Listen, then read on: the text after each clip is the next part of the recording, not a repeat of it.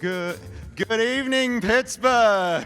Hello, everyone. Hey. Come on, we can do better than that. More energy. Yay! Hey, if you're in this room, you're in one of the 4 best sessions of PyCon US. And if you're not, we can't help you. Well, I think they made a right choice by being here. How has day 1 been? Are we ready for lightning talks? Do we know how this works? Hey, everyone here gets 5 minutes, and at the end of the 5 minutes, we send them off stage to raucous applause. So when you see one of us applauding on stage, you should join in. And when our speakers start getting close to the end of their time, you will see Chris and we will start politely tapping our fingers and increase it into a great crescendo of an enormous applause as we get to the 5-minute window, because we have an amazing round of lightning talks. We do have a few quick PSAs. For those of you who may not have heard at this morning's announcements, we are in dire need of more volunteers. Please do go check out the website for the volunteer sign-up page. We are definitely looking for folks who are capable or wanting to learn how to do session running, working with Green Room, helping speakers be awesome, because our speakers are why many of us are here, as well as just being with one another. And then also, we have more space for the PyLadies auction tomorrow night, which I hope everyone knows what the PyLadies auction is. Yes. So please, please, please go check out the volunteer page, and that is the end of the PSA. Which means it's the beginning of lightning talks. Our first presenter is not joining us from Facebook, but is talking about something meta. Please welcome Rodrigo. Hey folks, how are you doing today? I hope well. The point of this lightning talk is to talk about lightning talks. As the host just said, lightning talks are one of the best things at PyCon. At least for me, this is one of my favorite things. And the point is that hopefully you'll understand what this is about and you'll be inspired to submit a lightning talk for tomorrow or for Sunday. And I want to give you just a couple of tips and tricks. So why would you submit a lightning talk? Well, there's a couple of reasons. They're a lot of fun. The host just said this is one of the best sessions. I just said it's fun, so the 3 of us are not lying for sure. So it's a lot of fun. And lightning talks are, since it's 5 minutes, for the whole hour it's going to be a rapid fire burst of random things that you learn. So sitting there is a lot of fun, and being part of the people who are sharing, amazing. And it's an excellent, I think I just double-clicked. So you come here to share. Apologies for the flashing. And then it's an excellent, good first-time speaker experience. If you've never spoken before, this is excellent. And if you think you'll panic, you will not, because the lights are flashing your eyes, so you can't even see the audience. So it's like you're practicing in the mirror. Not even a mirror, because you don't see anything. So no panic. Great, so you want to submit a lightning talk. What will you talk about? This is a Python conference. Do you have to talk about Python? No. You don't. You don't. Okay, because you spoiled the answers. If you do, it can be either beginner or advanced. The level doesn't really matter. It can be a new take on something old.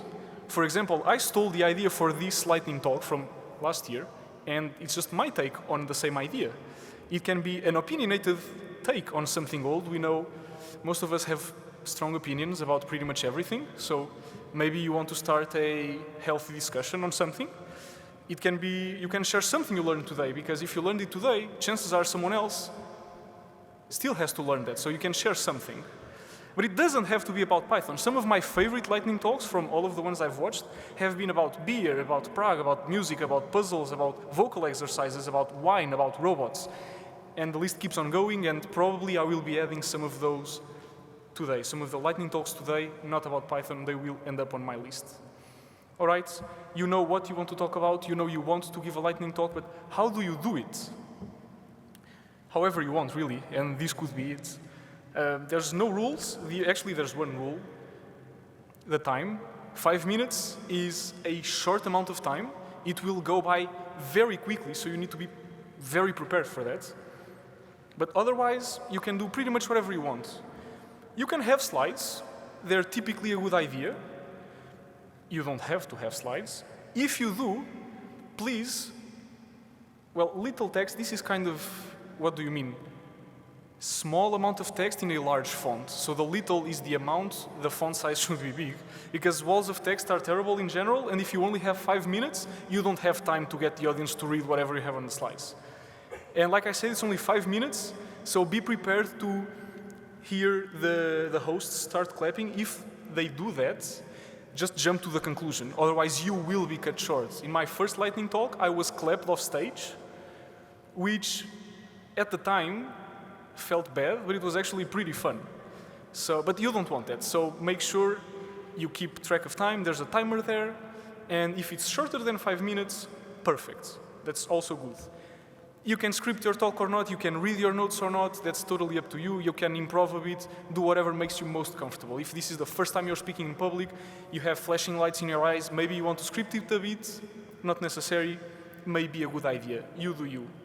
And the most important rule of all is have fun. If you're having fun, it's much easier for the audience to enjoy your talk. If you're, yeah, that's it. If you're having fun, the audience will likely have fun. I was about to do like a whole explanation, but you got it already. So submit the lightning talk. There's slots for tomorrow afternoon, I think, and maybe Sunday morning. So just do it. Bye.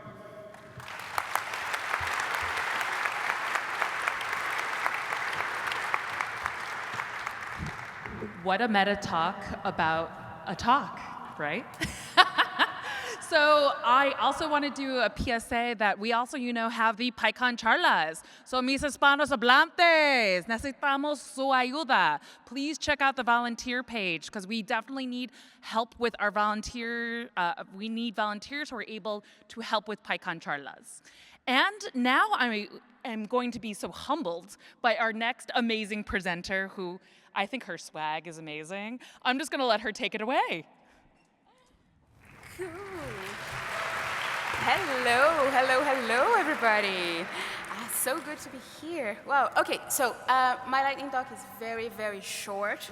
So I would like to start with a joke. It's the best way to start anything. So why do Java programmers have to wear glasses? Nobody? No? Yes, because they cannot see sharp. Thank you very much. Please. Very good. Perfect. So I'm here today to talk a little bit about humble data.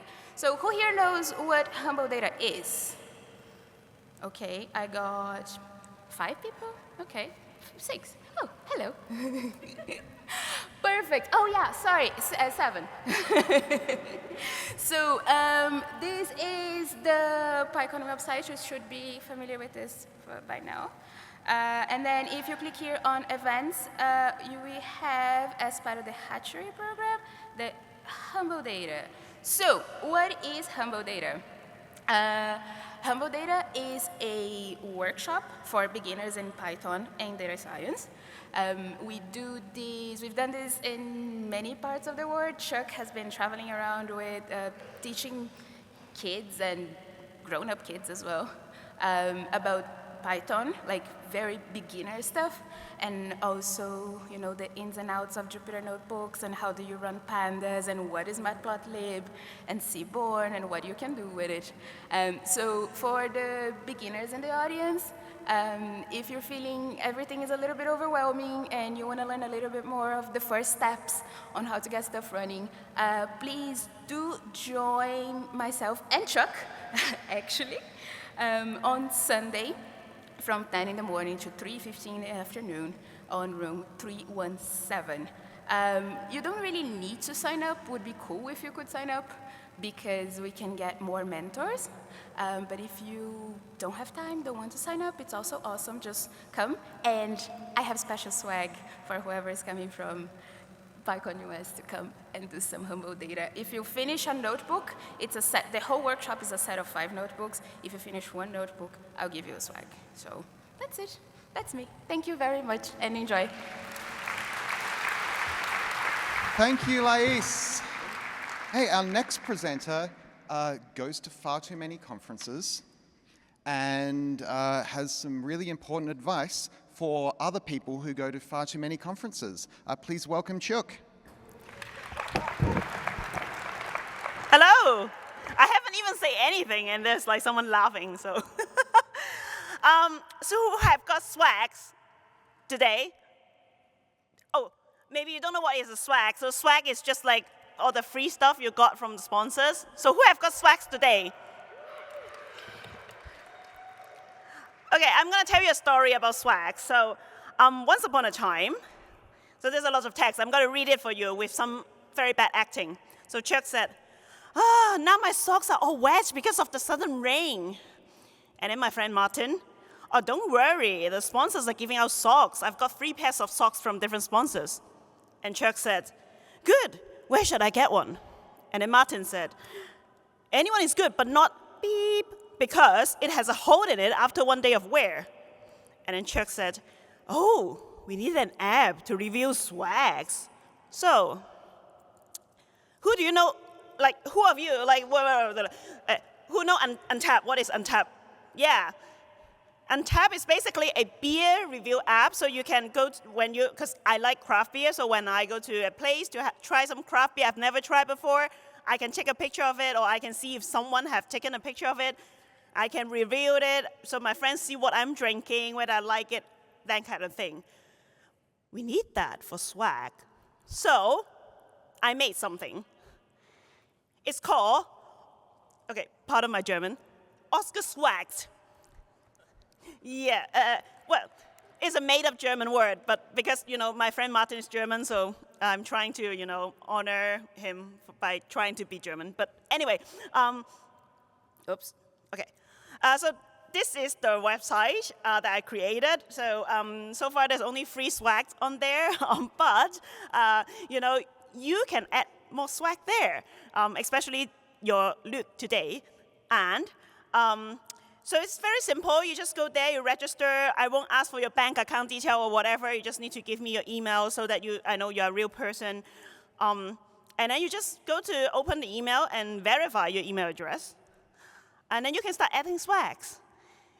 Other than that, you can also comment and review on other people's swag. So when you so for example, you get some new swag, and then you want to see if someone already have gotten the swag because you may not want to duplicate it. You can just go to someone's picture and someone's swag and just review there instead. It's very fun. Yeah, I kind of made it very quickly. I'm not a web dev, so for me, those are really hard. But I have Journey to help me. So if you want to know more about Journey, you can go to JetBrains' booth tomorrow. But if you want to try and upload your swag, you can just go to the QR code or the website there. So I don't know why the line. So yeah, but you can type in the website. So also.swag.cheuk.dev, because I don't have money to register another domain. I just use my own. So, are you okay? Or you can come to me, I will show you tomorrow. You okay, right? Okay. Yeah, so also, I want to make a web app so like you can just, have an app on your phone. So far it's not, it's just, it's just on the website. But with that little B there, maybe it's possible. So Russell, are you here? No, yeah, maybe he'll help me out in the sprints. But anyway, so thank you so much for listening to me. My name is Cheuk. This is my website, cheuk.dev. And also, right now I'm hosting this as a swag with my own money. So if you want to chip in, go to my GitHub. Thank you.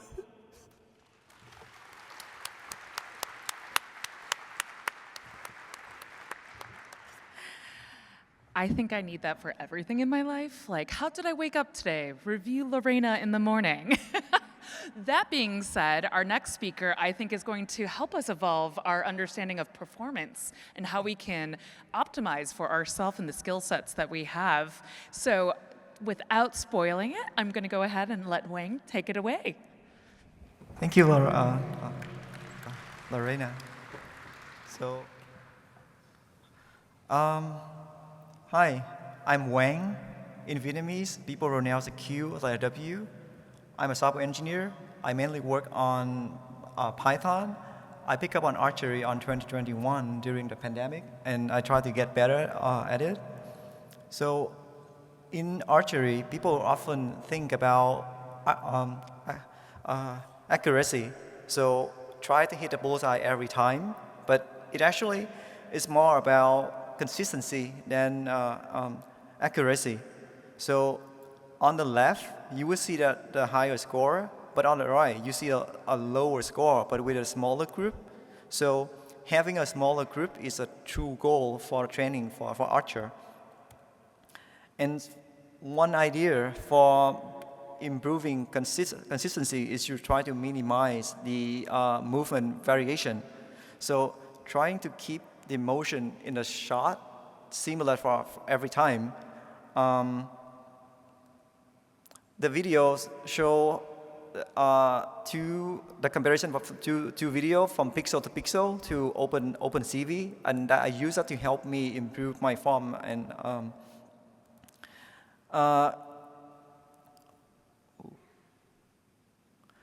the problem with the compare pixel to pixel is if my body is opposition from the camera, the highlight is not accurate. And the second problem with compare pixel to pixel is if the video, the background is different, it will end up to be something very useless. So I look into a couple computer vision model and try to solve the problem. The two models that I look into is RAF and Sapien that are recently released by Meta.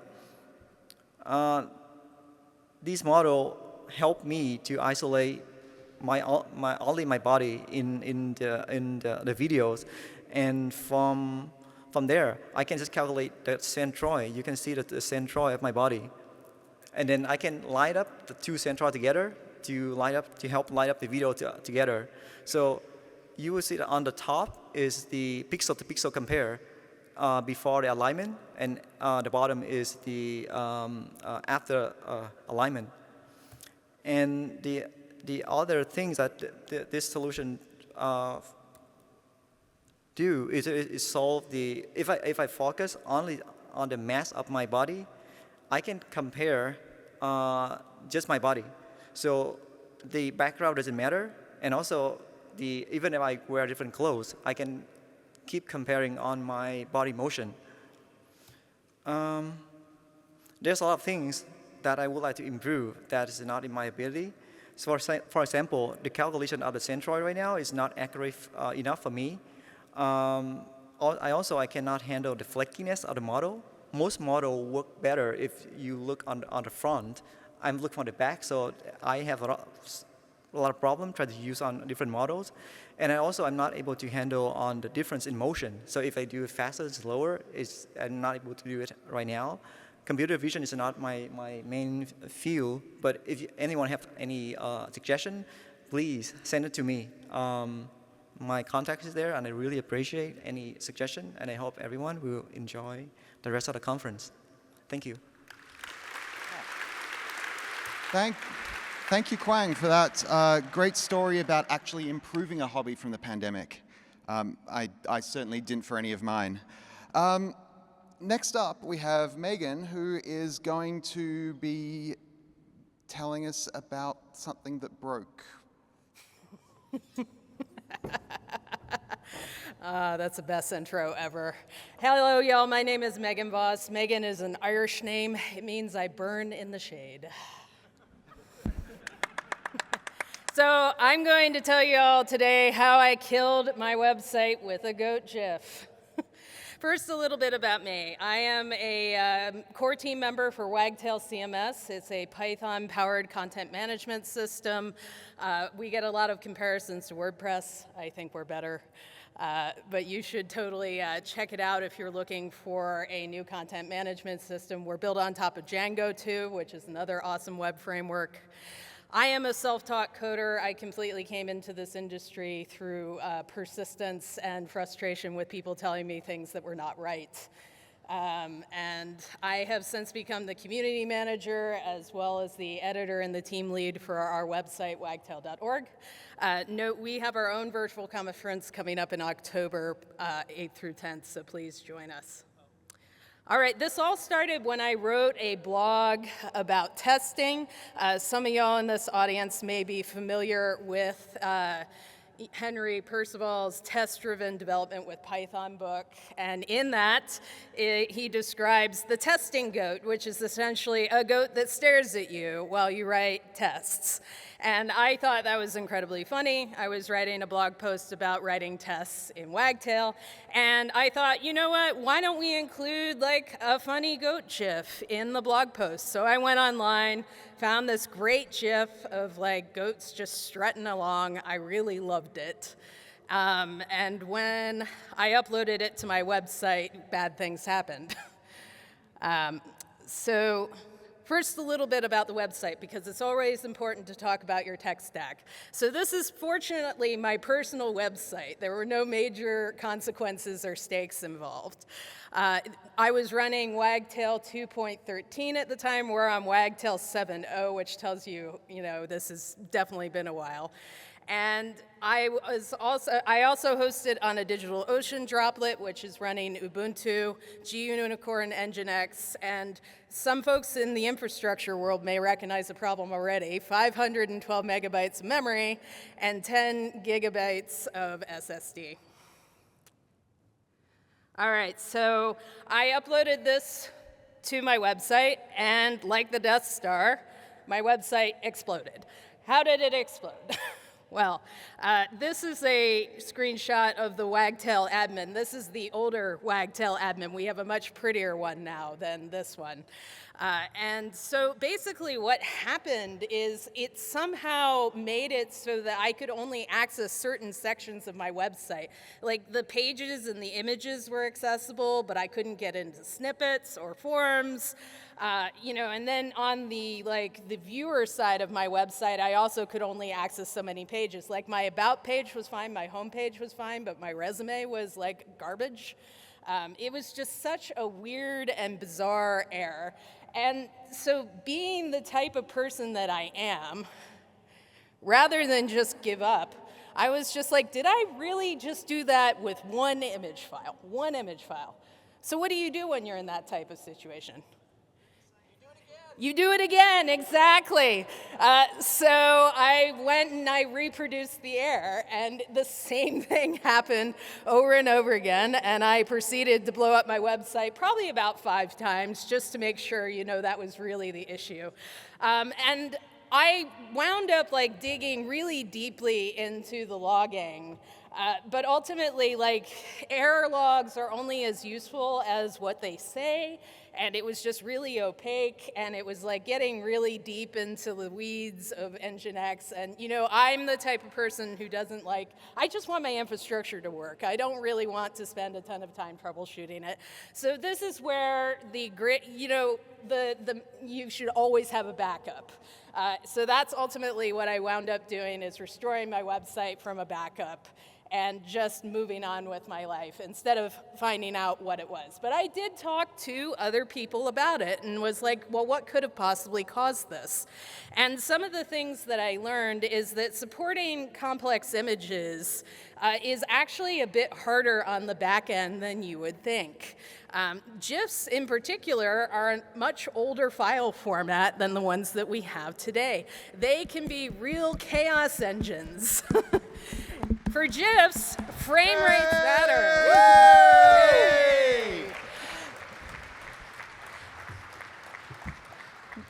What a perfect demonstration of chaos theory. Thank you all for participating in our live A/B experiment.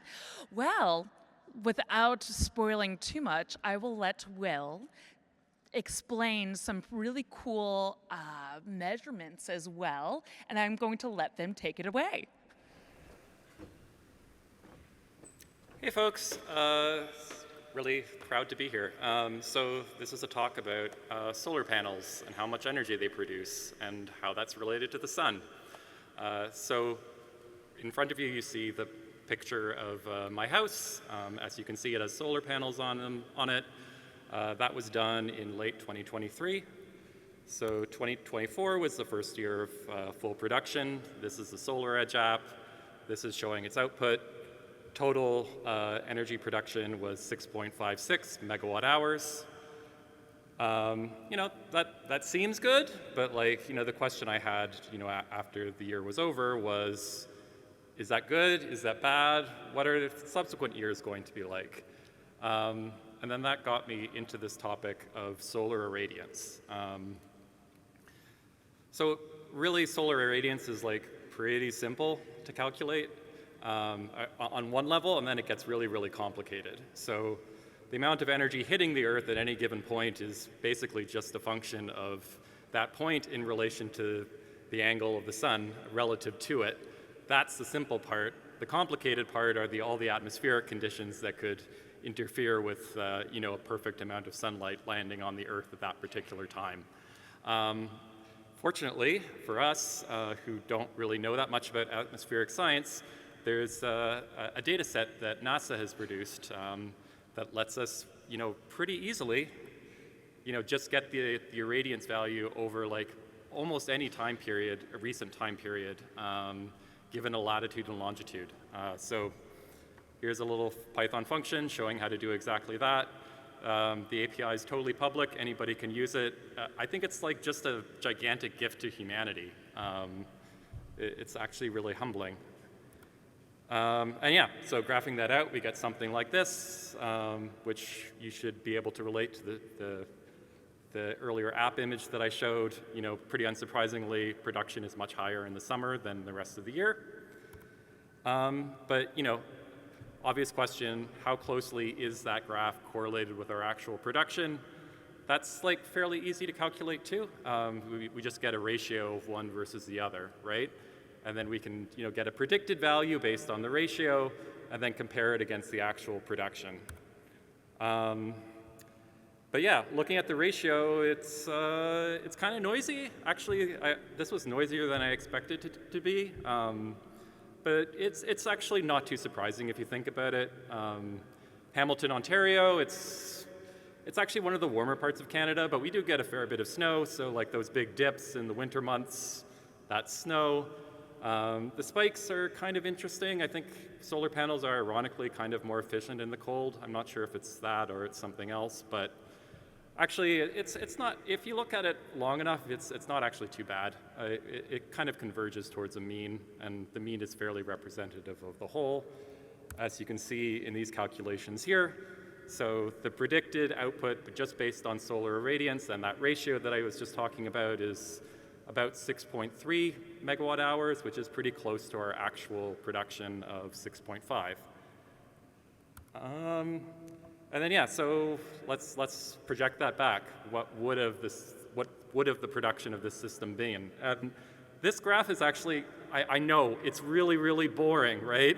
I mean, there's like this one year in 2016 where it's like a little bit higher than you'd expect, but like mostly it's just really predictable.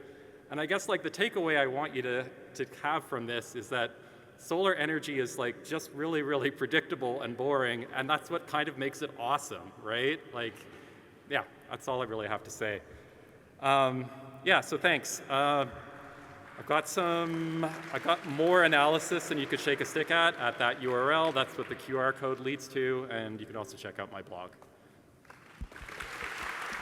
Bit early on the applause, everyone. Thanks, Will. So I live in California, and I run a conference on a barn in a ranch every year. And for the last 3 years, our next presenter has been a fixture at that conference. And every year I say something and nobody ever believes me. And to finally settle this once and for all, please welcome Amanda.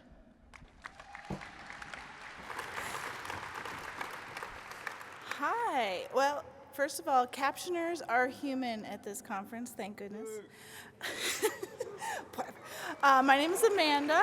We also have Mira by Night, Vanessa Stanton, who is captioning me right now, and Maggie Rumfeld are here. Here are your lovely captioners. What is this? This is a steno keyboard. This is what court reporters use in a courtroom We write words that make sense, like cat, K-A-T, fish, T-P-E-U-R-B. That makes perfect sense if you're a stenographer. Summer, I can write it two different ways, S-U-P-L with an E-R and another stroke, or S-U-R-P-L. It's the same word. Brief forms, S-P-E-B-G-T is perspective, correct? And infrastructure, I write it T-P-R-A-S. Does everyone understand? Yes. Okay. And then you can also write phrases at the same time. I can write in one stroke. I'm at this particular time. Stop making Vanessa struggle so much. Sorry. 225 words per minute is what you are required to have to get out of court reporting school. Just for the record, most of y'all speak a little bit faster than that. And we all write PyCon different ways. Maggie didn't respond to my text. She's probably ignoring me. But I write PyCon P-O asterisk. You know, you can see up there. Mirabai writes it a totally different way. Thon, because that PB is an N. Okay? Make sense? And Vanessa writes it like pi, P-A-I-A-O-E-U. That's a long I sound, so that's pi. So, interesting. Vanessa is Miss Steno on TikTok. This is my chance to embarrass her. You should follow @Whitecoat Captioning on TikTok and Instagram. She is @Haunty TikTok, and she has great videos about stenography and different types of keyboards and all sorts of good things. The next one, hopefully she knows. I didn't tell her this one was coming. Supercalifragilisticexpialidocious.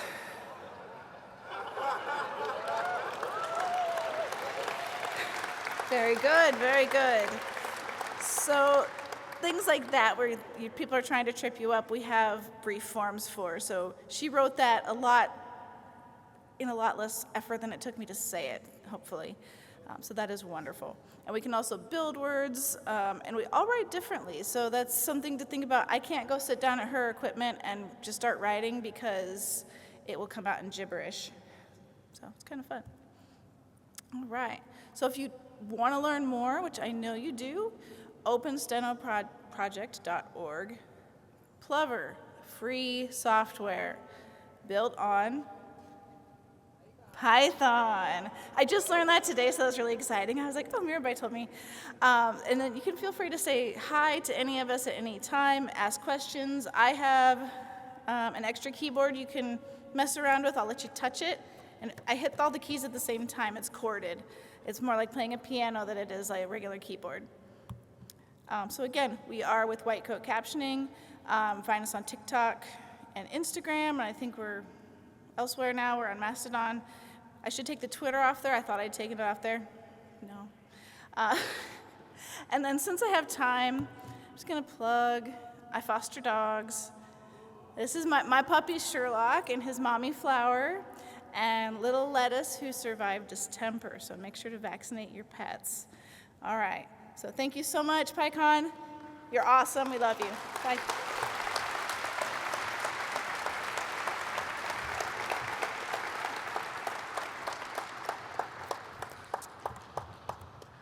I am the proud mama of 3 pure-breed Maine Coon fluffy big cats, which are puppies at the same time. My big boy being Walter Mercato, who's 24 pounds, and my smallest one being Picard. Yes, I'm a Trekkie, and I think he wants to be a stenographer because he likes to remap my keyboard all the time by rolling around on it. So I appreciate learning a little bit more about that. So considering all of that, we're going to pivot a little bit and talk about something that I think is going to be fire-tastic. Thomas, why don't you go ahead and take it away? Hi, everybody. My name's Thomas Weiss. I work at the Arizona Institute for Resilience at the University of Arizona, and my boss is forcing me to do this, but joke's on him. This doubled as a capstone and a work project, so I got paid to do this. Anyway, actually, let's start. I'm predicting fire weather using historical RAWS data. So we had access to a data set of 20 years of RAWS data that allowed me to build some models from it. So let's talk about RAWS. What is RAWS? It's a remote automatic weather station. Essentially, they're solar powered, they're in remote locations, and they gather data and send it off to where people can actually utilize it to do whatever with. I'm from Arizona, so obviously I scoped my project for Arizona specifically. In Arizona alone, there's 126 permanent stations. Around the entire US, you can expect about 2,500 or so. The key variables that they measure include temperature, relative humidity, precipitation, wind gust speed, wind and gust direction, solar radiation, and date and time. So essentially, my goal is to predict fire weather, right? So I need to first define what fire weather actually is. Unfortunately, I couldn't find a public definition for the state of Arizona, so I kind of amalgamated my own using some information from the Phoenix standard as well as Colorado. So essentially, Phoenix defines it as being wind speeds above 20 miles an hour or equal to, and relative humidity under 20%. So in Colorado, these are sustained specifically over a 12-year period, and I didn't know what that meant, or 12-hour periods, sorry, I'm nervous. But the definition for sustained in Colorado specifically is 3 hours or more in a 12-hour period. Anyway, so with time series, you have to consider a lot of things. Everything has to be in order. You have to sort things properly. With multi-step outputs as well, you don't want to overtrain because you can easily get weird values at the end. It also just takes a lot more compute power because you're determining more predicted values. Seasonality is also super important. So essentially to account for that, I transformed the timestamps I had, which is an ever-increasing number, and instead developed a sine-cosine combination that basically gives it a cyclical look. And that way you can actually determine the daily seasonality, like night and day, as well as summer versus winter when you take the actual yearly value. So I applied all that with machine learning. I used a Keras model in TensorFlow, essentially 2 LSTM layers and a dense output layer, and basically built 2 Python classes as wrappers to make it easier to test and train. So it took a while, but essentially I had to finagle a way to develop 6, 12, and 24-hour models. And so I had to determine the number of input and the number of output and all that kind of stuff. So essentially my results, I can train a station with the data I have, which is over 20 years worth, in less than 2 hours. My most well-trained station has average 24-hour mean average error results. So essentially this is an average of all the average error over all the possible runs for the data set that I had to use. But I got results of 3.78 degrees Fahrenheit, 2.3 miles per hour for wind speed, and then 7.94% for relative humidity. So I was able to get my predictions to run every hour, so essentially it would add 24 hours past that time every hour. And then it would basically, through my JavaScript web app, which we don't need to talk about, it's essentially flagging each station based on whether or not the qualifications are met for fire weather. So the other cool thing too is essentially this costs nothing, even the hosting. Essentially it was nothing outside of my own time and labor, and I got paid for it, so it worked out. You can check out a dead version of it at my website. It's up there. It coincidentally actually ended about a year ago today, so thank you. Okay, so that was Thomas talking about understanding dangerous situations using Python. And now we're going to have something completely different. This is Tom. He is going to be talking about understanding dangerous situations in Python. Please welcome him. Totally different. All right, hello PyCon. I can't see anybody, it's true. Yeah. The talk's called The Power and Danger of os.fork. If I get clapped off the stage or I go too fast, there's a QR code and a little link at the bottom there for a blog post I wrote that has the same information in it. So, as people who've used multiprocessing on POSIX systems might know, there's 2 ways of creating subprocesses in Python right now. Spawn and fork. And this is a quote from the documentation. In spawn, the parent process starts a fresh Python interpreter. The child process will only inherit those resources necessary to run the process object's run method. Fork, on the other hand, the parent process uses os.fork to fork the Python interpreter. The child process, when it begins, is effectively identical to the parent process. Now, prior to Python 3.4, fork was the only option. In Python 3.8, spawn became the default option on macOS, In Python 3.12, deprecation warnings started being raised when you used fork with active threads, and now in the upcoming Python 3.14, fork is no longer the default on any platform. So yeah, why is that? Well, first, let's start with a little refresher on how fork works. You can call os.fork directly. Here's a little example, and if I execute this, which of the two print statements prints? Well, the answer, of course, is that they both do, because what os.fork does is splits the process in two, and you end up with two processes. There's a fairly powerful side effect of this, is that you have your child process, your worker process, is the exact same memory space. So here's an example. I'm using process pool with the defaults. I have a little function called getLetter that receives an index, and the important thing to note here is the getLetter is able to return a given letter from this letters string without me having to pass the letter string explicitly. So if I run this, I get some output like this, where I get a process ID and a print a letter. And if I run that on Python 3.14, it fails, because it with a name error saying letters is not defined. That may seem contrived, but you can think of a situation where letters is some really large data structure that takes a long time to serialize, to send to another process, or maybe that's not pickable. So that seems pretty good, but there is a downside.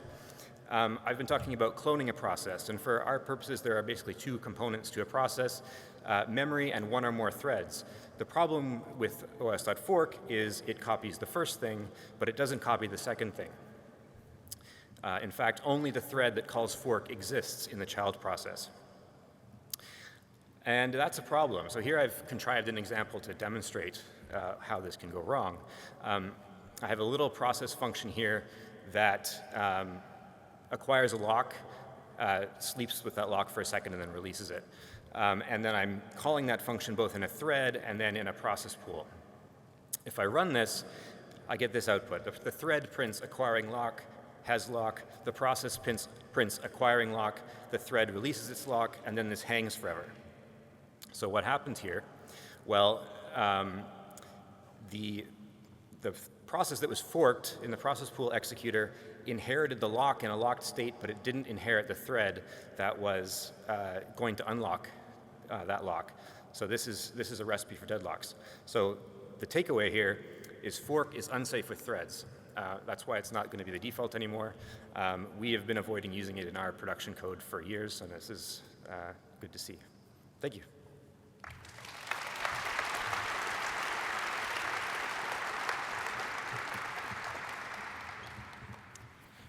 Not exactly danger, but more so something I know I struggle with, which is memory, or something about remembering what we need to sometimes do, be it if it's a sequence or doing things in a specific order, or, as Cody may explain, remembering other things in the Python space that is very important. So Cody, why don't you tell us a little bit more about what you want to explain to us about what we ought to remember? Yep. Today I'm going to remind you to close your file-like objects. Whether or not they're files that come from open, whether or not they're gzip files, make sure you close them. It's something you learn really early on in Python, but it's really important to keep on doing. In particular, I'm going to look at a bug that was found by the community, some of the investigation that went on in order to resolve it, and then what advice is for how you should make sure to close your file-like objects, because as much as you need to do it every single time, you still need to do it every single time. So this is the bug that showed up. A team was upgrading from an unsupported version of Python to Python 3.13. They had this nice two little line function that's just making a gzip file and writing it to a bytes IO, so it's writing it out to a temporary buffer. And for some reason, this created a whole big long message from Python, and it's like, why in the world is this happening during an upgrade? Fortunately, they ran tests with warnings on, and so they saw this, and it's like, our code's running correctly, but also something weird is happening. It doesn't seem to be our fault. What is it? The community went in and investigated, and I advise you to go read the entire thread. It was a really cool experience for me working with community over the course of a week in order to go solve this and get it out, shipped in a release less than a month later. But what we ended up finding was, first, someone went and bisected the issue and found that in Python 3.13, there was a print added, and that's why this was printing out. Unfortunately, that print was added to fix a really important feature, which is that previously, when the I.O. stack was destructing, there are things called unraisable exceptions that can happen. There can be points in time when you can't do anything sane with an error, and that's a problem. And so this code went and said, if that happens, we should print out what the error is instead of swallowing it. And so that's a very good thing. It's a great new feature. It came out in Python 3.13.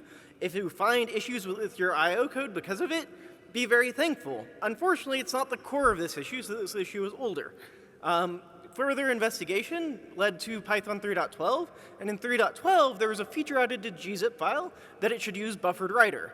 This was really cool because it made it 15% faster. That's a really significant improvement. Unfortunately, it also introduced a reference loop. So the gzip file referred to the buffered writer, which referred to the gzip file, and the garbage collector got there and said, yes, I can deal with this, but step one, I need to go figure out what to delete first, and it decided I'll go delete the bytes IO. And so what you end up getting for this error message is the bytes IO is already closed up, you shouldn't be touching it, and then the buffered writer tries writing data to it. As I said, though, this is fixed in Python 3.12 and 3.13. If you get the newest point releases, it'll work just right out of the box. Working on this with Victor Stinner, who's the core developer who actually landed it, came up with an idea that maybe we should warn you if you have unwritten data inside of this buffer. And so for 3.14, there is a new warning which will be emitted if you have a gzip file and you forget to close it. If you see this warning, what you need to do is remember to close your file-like objects. It's really, really simple in Python. One of the things that you hopefully learn early on, you write a little with statement like this. If you've only seen these with statements once, congratulations, welcome to your early Python career. You'll see them many, many times coming along. Once you write this about 100 times inside of a code base, you might be tempted to go write it into a function. Here I made it read text. If you want to go write it as a function, you should really test it. Fortunately, that already exists inside of the standard library, is very thoroughly tested. And so you have pathlib, and pathlib has that encapsulated in a function. And a secondary advantage here, if you use read bytes in Python 3.14, it's faster than that open read combination because we know more about what your intent is. We know more about what you're doing. Between open and read, you could do pretty much anything. But in read bytes, I know you want all of the bytes from that file, and so I can optimize that use case and save a bunch of performance. I'm hoping in Python 3.15 to do very similar things to read text, but ideally by making open faster as well. If you're interested, come talk to me. In general, though, remember to close your files. If you have something really diverse or special that you need to do, Python has all of the knobs and levers you need in order to do it. Thank you.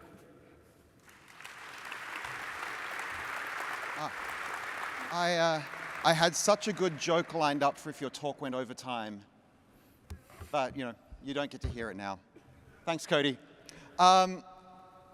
So why don't Python programmers need glasses? Because they don't need C#. Okay, good evening, everybody. My name's Anthony Shaw. I think we got it on the screen. Cool. So over the last year, I've been working on one of my way too many side projects. And this side project is to bring Python into the world's 5th most popular language, which is C#.NET. And there's a whole bunch of reasons I've been doing this. One is that the .NET ecosystem lacks a lot of machine learning, AI, ML libraries, all of which are available in Python. Rewriting those in .NET would be a pretty big waste of engineering time. So Python itself has this amazing superpower that you can actually embed it into other runtimes. So what I've been doing is I've been working on this thing called CSnakes, where you can embed Python into a C#.NET project. So I'm going to show you a little demo to explain why you would do this. And so what I've done as a demo is I've taken the Hugging Face Transformers package, which is on PyPI, super popular. It has quite a complicated API. This is C# code, by the way, if you're really confused about all these brackets and stuff. So this is the code you need to include it. So CSnakes is a package for .NET developers. You basically say, I want Python. Here's the home directory. I also want a virtual environment. And then to install the packages, you can use pip or UV. And then you can say which version of Python you want. I found out pretty quickly when I made this project, .NET developers don't know how to install Python, so I basically did that for them. I'm using the new static builds that the Astral team are maintaining. So it'll go and fetch Python, and basically invoke it and run it inside the .NET process. So that was kind of part one. It runs Python in the .NET process. Part two was, okay, so we've got some Python code. How do we call that from .NET? So as an example, I've taken this function here, and this is to invoke the object detection pipeline, and I've added type annotations to my function. What I then did is I wrote a Python parser in C#. Why not? And that parser basically will scan the Python code and then build C# bindings automatically based on the type signature. So for this function, it's actually going to generate, this is quite a complicated one. I mean, it yields a generator of tuples of string float, which includes a tuple of 4 integers. Like, it's not a straightforward type signature. It will automatically build the equivalent function in C#. So that function has the equivalent type signature in C#. So all you do from C# is you have a static class that represents the Python module, and inside that class, it's got methods for the functions which were in the Python module. So you just call that function, and it calls Python for you in the embedded process. It handles the marshalling of the tuples, data structures, value types, and stuff like that, and then gives you back the data directly. So as far as the user is concerned, they're calling a method in C#, and the fact that it's actually running Python is almost like an implementation detail. This wrapper for transformers is 500 lines of C#, and I've managed to get it working as a proof of concept for this one, but I've been looking at some other packages and libraries as well. Now, this is really cool. As like I said, C# is the 5th most popular programming language in the world, and I thought one thing that could make it even more popular is if you could run basically any Python package inside C#. And this tool basically generates all the bindings for you and makes it really easy to take a package, and it leverages type signatures so that you end up with a strongly typed environment. There's been other things I've had to implement as well. Async has been quite the adventure. So if you define an async function in Python, it will actually generate an async function in C#, and you just await that in C#. It also supports up to Python 3.13. It also works in free threading mode. So in C#, if you've got a managed thread pool, each one of those threads can actually call Python, and it works in free threading as well. So you can run them in parallel, which has been really, really interesting to work through. And yeah, so lastly, if you're interested in this, if you've got colleagues who are working in .NET and they're feeling really sad because they can't use NumPy, Pandas, whatever it is, and you want something to show to them, or you want them to be encouraged to use it, just grab that QR code and send it to them, or tell them about CSnakes. Thank you very much.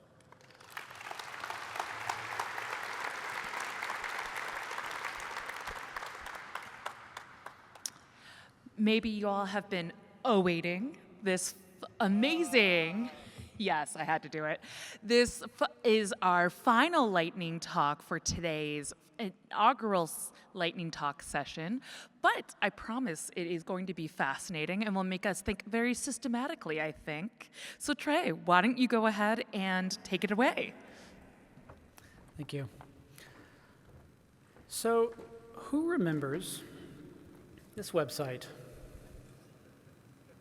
Few hands. This website was a question and answer website that in many ways was pretty awful, but when you were desperate for help, it was often better than nothing. Plus, its existence led to the rise of this website, its much better competitor, Stack Overflow. This website was also awful in many ways. The answers on Stack Overflow are often subtly wrong, and it's often challenging to identify code that actually does what you want. Also, this tool is messy and inexact, and it's often misused and overused. This website is a tool, and using it well is a learned skill, but it can be a useful tool. I'm not actually talking about Stack Overflow, though. Not specifically. I'm talking about large language models. Responses from LLMs are often wrong. Identifying correct LLM responses can be hard, and LLMs are messy, inexact, and often misunderstood and misused.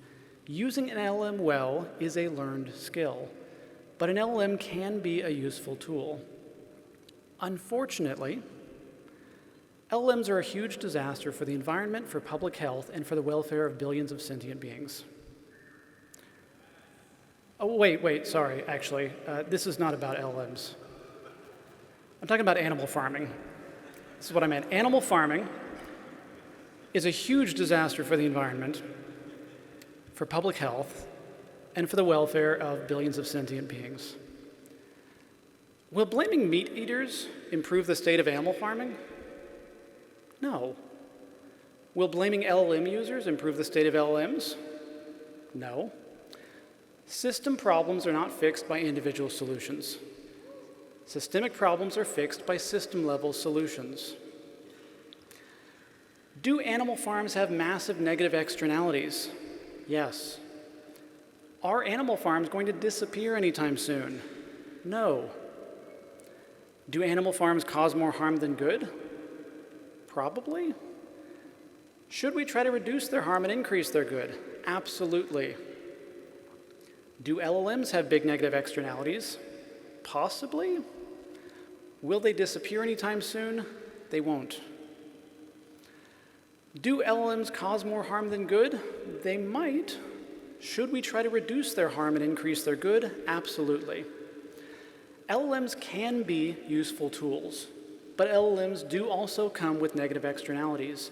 Their benefits may exceed both their monetary and social costs, but even if that's not true today, at this point, the genie's out of the bottle. LLMs are probably not going away, even if you wish they would. There are very real questions about these tools. How will we adapt them to fit within IP laws? And how will we adapt the laws to fit within the tools? How big is the environmental impact of LLMs really? And how will we solve any problem that there is there? Also, how will these tools impact our jobs and the jobs of others? And how will we adjust our society for that impact? It's frustrating when new technologies are misunderstood and treated as the end-all be-all. And it's okay to have big feelings about change. But hatred doesn't usually solve problems. So the next time you find yourself saying, LLMs are awful and they should never be used, ask yourself, what is the purpose of my words? Are they meant to shame someone for using a tool that I find problematic? And even if that's not my intent, is that how my words might be read? In other words, I'd like you to ask yourself before your next hot take, am I practicing gatekeeping? And if so, is there a more productive use to put my feelings toward? That's the end of my rant. Thank you. I knew that finishing with Trey, we'd finish with some food for thought. I just didn't realize how vegan it was going to be. That is the end of our lightning talks for today. It is. And if you love lightning talks, please, please, please do go sign up. Go check out the website. Again, another shameless plug for volunteering. And tomorrow morning, what time do the lightning talks kick off? 8 a.m. That's fantastic. So I will be here with another one of our fantastic hosts. So if you do have any questions about lightning talks, Chris and I are happy to answer those questions. If you see us, let us know. Otherwise, thank you for joining us for PyCon Core Conference Day 1. Y'all have a fantastic rest of your evening, and we'll see you tomorrow. See you tomorrow.